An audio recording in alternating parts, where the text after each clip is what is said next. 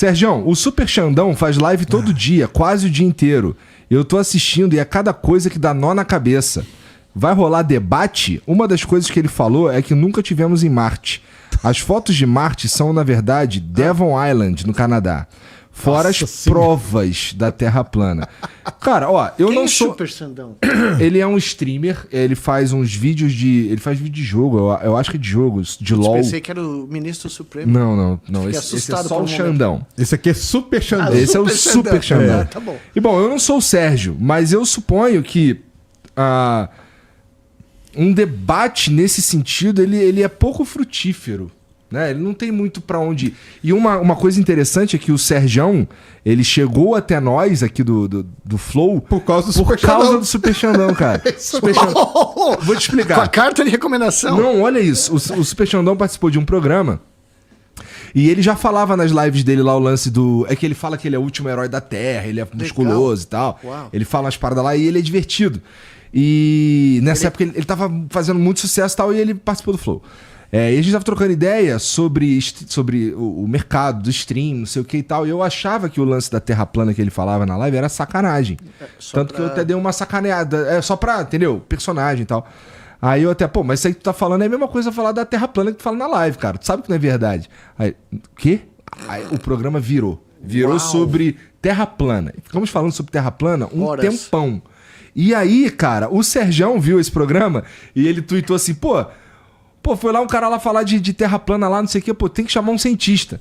Aí eu, vem tu então. Uau! Muito obrigado, Xandão. Alguma coisa de útil. Que começou, é isso mesmo. Mas aí, Sergião, sei lá, se você quiser falar sobre isso. Não, cara, tá rolando esse negócio. Eu já falei aí, o Xandão tá ligado, não tem nada contra ele não, entendeu? Eu sei que a personagem que ele faz é aquilo lá de ficar e grita e xinga e tal. Ele sabe que eu tô chateado com ele, porque um dia aí ele me xingou pra caramba numa live dessa aí, entendeu? E tal, mas tudo bem, cara. É personagem, não sei o que e tal. Quanto a foto de Marte ser Devil Island, não é, cara. Não é, cara, entendeu? É porque a gente não tem só foto, né? A gente tem dados, espectros e várias outras coisas que não são. Ele já foi pro Devil Island? Não acho sei, que não. Mas qual seria a pira? Eu já conversei contigo e eu já sei, mas assim, qual é a pira da NASA, por exemplo, de dizer que foi pra lá sem ter ido?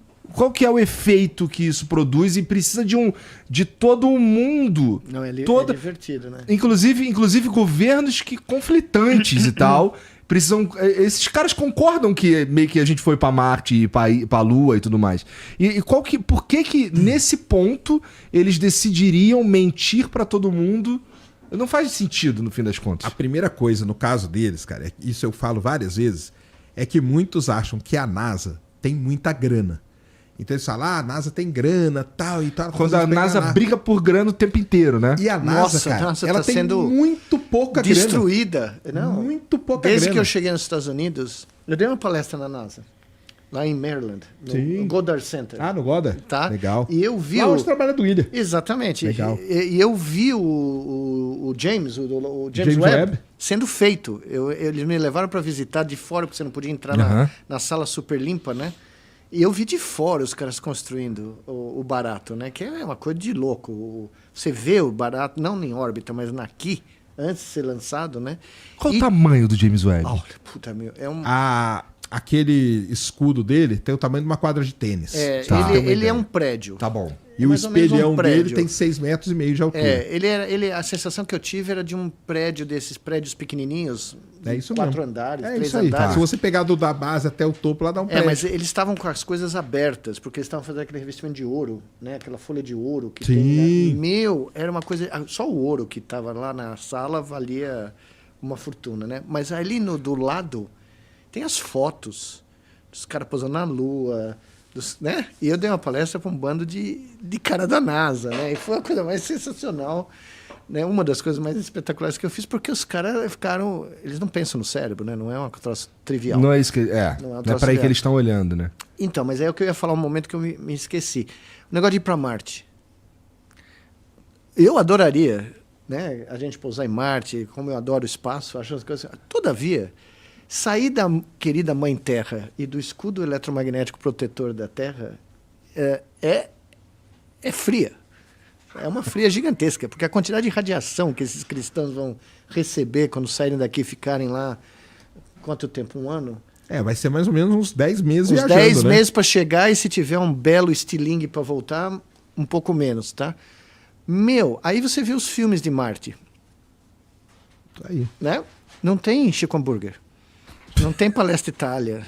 Não tem Bátio di Latte. Não tem... é um lugar gelado, né? Um lugar que não dá para sair na rua. Não tem balada, não tem nada. Não parece tá? divertido. Não né? parece legal. Aí ontem saiu umas fotos, você deve ter visto, de Vênus, né? Eles tiraram umas fotos agora detalhadas de Vênus, né? Que foi outro alvo original, né? Os soviéticos mandaram lá, Sim. os americanos mandaram a Viking lá. Eu aprendi isso aí que você está falando aí, que Vênus era a queridinha dos caras, na aula que o Sérgio deu no teatro. Então, cara. mas Vênus era a queridinha dos programas espaciais dos anos 70. Carl Sagan, O tese de Carl doutorado Sagan, dele pô. era vida nas nuvens de Vênus. Exatamente. Agora você olha para Vênus, você não dura 10 milissegundos na superfície de Vênus. É quente. Né? E aí você vai para Mercúrio, então, né? Você abre a janela de Mercúrio, só tem o Sol no seu céu. Não tem mais nada. Não dá para ver mais nada. Então, tá ótimo aqui. O lugarzinho é simpático, o lugarzinho é aprazível. Né? Nós podemos gastar um pouco mais de grana para manter o lugarzinho aprazível, porque se nós tivermos que sair daqui, não vai ser no sistema solar, a menos que a Europa seja um lugar melhorzinho. Né? Mas a Europa também vai... A superfície geladinho, é ruim, né? É ruinzinha, Gelado. Bom, é no oceano. Aí é gostoso. Como dizia lá na Bela Vista, não é bem a vizinhança que a gente quer, né? Sentar fulcro. Né? Então, esse é o drama. Tem planetas que nem a Terra, exoplanetas que são... Mas estão a 2 anos-luz, 3 anos-luz. Nós vamos ter que hibernar durante um belo tempo para chegar lá. Né? E quando chegar lá... Né? Então, existe um certo... Eu sou parte disso, porque eu sempre admirei o espaço. É um negócio espetacular. Você imaginar que nós construímos tudo isso daqui que nós construímos nos últimos 300 mil anos, numa pedra perdida no meio de lugar nenhum. Porque nós estamos na vizinhança da vizinhança da vizinhança do lugar nenhum. Né? E aí fora, nós não temos muito como sobreviver. Né? Então, é muito curioso... E você, eu acho que tocou nesse assunto, a mente humana cria abstrações que se tornam mais importantes que a própria realidade. Ela cria esses fetiches, esses brands, né? Então, todos nós temos essa paixão pelo espaço, mas na realidade é um lugarzinho bem hostil à vida humana. The space is hard. E quando você lê os relatos dos astronautas... quando você lê os relatos dos astronautas que ficaram nas estações espaciais, os chineses acabaram de descer. Pousar isso. Você volta detonado. Detonado. Você perde massa muscular, você perde massa cardíaca. Dá vitiligo, problema na audição, problema no olho. fígado, problema no cérebro. Cara, o Marcos Pontes ficou surdo. Ficou surdo. 6 dias. Ele ficou 6 dias, ficou surdo. 6 dias é nada, né? Ele foi e desceu. O ficou problema é quem surdo. fica lá, né? Então, e para você chegar em Marte vai levar um belo tempo. E existe a séria possibilidade, se você passar algum tempo em Marte, você nunca mais possa voltar para cá, porque você nunca mais vai se acostumar com a gravidade. Tem isso também. Tá? Então, você passa lá 1 ano, vai 2, a chance de você não ter condições biológicas de voltar para a Terra são reais. Tá? Fora que o grau... Muito interessante. E isso pouca gente fala. Porque nós fomos condicionados pela ficção científica. Que o ser humano chega em qualquer lugar e consegue. Olha, Jornada nas Estrelas. Eu cheguei... Imagine, eu só ouvia Jornada nas Estrelas em português. Chego nos Estados Unidos, a primeira coisa que eu comprei uma televisão desse tamanho, porque eu morei num hotel durante 2 meses, branco e preto, porque eu não tinha dinheiro para nada. Primeira noite eu ligo no Jornada das Estrelas, Space, The Last Frontier. Eu falei, não saio daqui nunca mais. Né? Porque a voz do cara, sabe? Aí eu conheci a voz do Spock. A voz original. Aí sim, foi assim, e o meu vizinho, porque a Universidade da Pensilvânia tem um hotel para quem chega do exterior, antes de você achar sua casa, você viver lá temporariamente, tá? O meu vizinho era da Síria.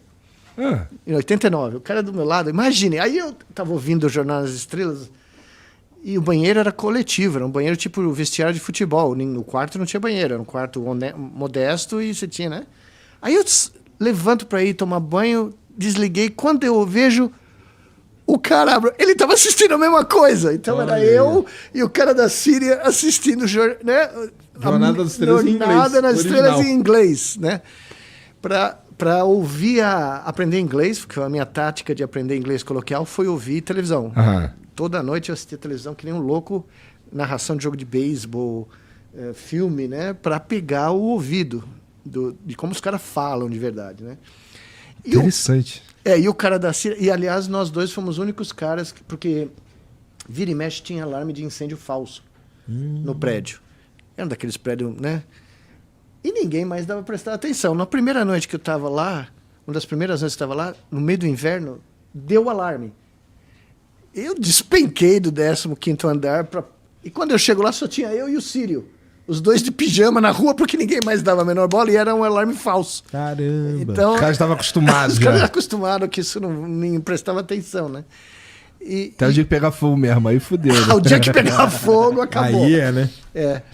Mas, Xandão, pousou em Marte, sim, cara. Os roverzinhos estão lá, estão Putz, trabalhando. mandando foto. Mandam foto, mandam medidas e tudo. E não tem porquê, cara, a NASA mentir, porque ela briga por dinheiro, entendeu? Se for o caso, a gente pode mandar ele pra lá. Ué. Então, o sonho da NASA, na verdade, é encontrar algo assim. Não seria a prova poder- definitiva? Eu sou a sim. favor. Ah. Pegar uma nave, encher de uns caras assim e mandar pra lá. Ah, eles Não vão precisa falar nem, que acho que nem estão precisa ir tão longe, não. A gente manda aquele lance de turista mesmo, que o cara Turista dá aquela não vai valer, flutuadinha. Ah, não vale? Não vale, pra eles não vale, porque eles falam que ali a janela é holográfica. Caralho, aí fudeu. Eles projetam na Pra janela. tudo, Podia pra tudo fazer, tem um mas tem negócio, uma né? solução. É. Podia chegar lá em cima, abrir o deck e soltar os caras. Mano. Mas Deixar tem que eles... ser sem capacete. Porque Sem- se é capacete... não tem aquele troço que tinha uma série que passou na Netflix, se eu não me engano, Ah. que o Punição, no futuro, os caras viviam nos asteroides, lembra disso? E aí, quando os caras, pra punição, eles põem numa sala, numa nave, aí abriam e os caras eram ejetados pro espaço. Era a nova forma de se livrar dos caras. Parece horrível. Eu Mas tem que poria- ser sem capacete. Não, porque não, com eu poria o capacete vão falar capacete. que é holograma também. Não, eu poria o capacete só pra ficar flutuando lá, né? Ver a Terra. O João Dantas mandou aqui, ó. Salve, pessoal. Dupla de peso da ciência brasileira. Sérgio, muito bom te ver no encontro mundial. Pergunta pro Nicoleles. Você estava pesquisando sobre o funcionamento do cérebro em grupo que há a ativação da mesma área do cérebro nas pessoas. Pode falar mais sobre? Então, não é que é a ativação da mesma área. Diferentes áreas do cérebro sincronizam em diferentes frequências. Então, frequência é o número de disparos elétricos, tá? Então, você mede o número de disparos na unidade do tempo. E tem um espectro de frequência. Você vê quais são as frequências mais importantes. Coincidentemente, as frequências mais importantes do cérebro, eu já mencionei isso, são as que ocorrem na atmosfera durante descargas elétricas, né? Mas o que a gente consegue medir é quais áreas sincronizam em vários indivíduos e em que frequência. Então, por exemplo, um estudo que foi feito nos Estados Unidos, que eu comentei ontem, é um grupo de música clássica, 4 violoncelistas clássicos tocando uma série de músicas, e os caras mediram que áreas do cérebro dos membros do conjunto sincronizavam em que momento da música. E é diferente. Então, é uma sincronização dinâmica. Tá? E eles mediram com a sincronia do cérebro com os violões dos caras. O som que os violões produziam. Caramba. Sensacional. Então, tem o violonista líder, né? O cara que começa a partitura, vamos dizer assim. E você vê que os caras, sem tocarem, os outros 3 que não estão tocando, estão sincronizando com as frequências do som do violão. Aí o cara começa a tocar, o segundo violinista, os outros começam a sincronizar com os movimentos do cara. Tá? Então, e são diferentes áreas, né, do sistema auditivo, sistema motor, sistema associação, né, que mistura coisas. E então você tem uma mensuração espacial e temporal. Tá? Então não é a mesma frequência para todas as áreas. Muito legal de observar, cara. Não, é a dinâmica. O filme que eles produzem é um filme de conexões de grafos, né? Então são setas entre os violinistas e a cor define a frequência. Então vermelho é uma frequência, verde é outra frequência. Então quando você vê esse filme, parece uma teia de aranha mudando de cor, tá? E quando eles estão todos tocando juntos, a teia de aranha fica na mesma cor. Porque conectou os 4 caras. Sincronizou, né? Sincronizou. Eu quero fazer isso para um time de futebol. Em tempo real. O time inglês lá. Não, e vai ser na televisão. Você vai ver isso na televisão. Assistindo o jogo, você vai ver. Uou! Sincronizou. Ou na torcida. Você pode fazer na torcida também. Você vê os espectadores do estádio. Isso nós vamos fazer um dia, aqui no Allianz Parque. Eu quero fazer um festival de neurociência, onde a gente distribui kits de EEG,